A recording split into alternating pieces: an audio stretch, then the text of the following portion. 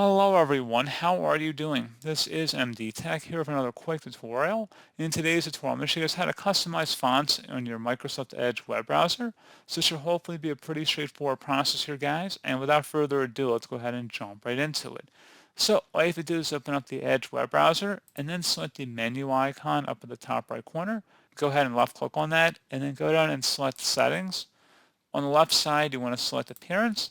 And then on the right side, you want to scroll down to the bottom of this page underneath Fonts, and you want to select the Customize Fonts button.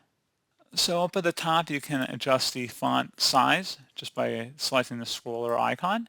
You can also adjust the minimum font size as well by selecting that too. And then there are other options you can further specify that are standard font. Basically, that just means if you're visiting a website that does not have a font indicated, your browser will use the font that you select here. So you can click on the drop-down, you can select a different font from this list. There's also the serif font. So these are older style fonts like Times New Roman, which is the default here, that have a little feet at the top and bottom of the letters. So if the websites you're visiting only use a serif font, the browser will use the font that you select here.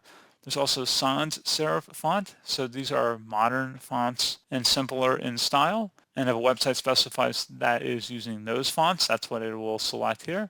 And then finally, you have a fixed width font. These are typically used when coding. So you can adjust all of them here by clicking the drop down and selecting whatever font you choose to use. And that's pretty much it. So as always, thank you guys for watching this brief tutorial. Do hope I was able to help you out, and I do look forward to catching you all in the next tutorial. Goodbye.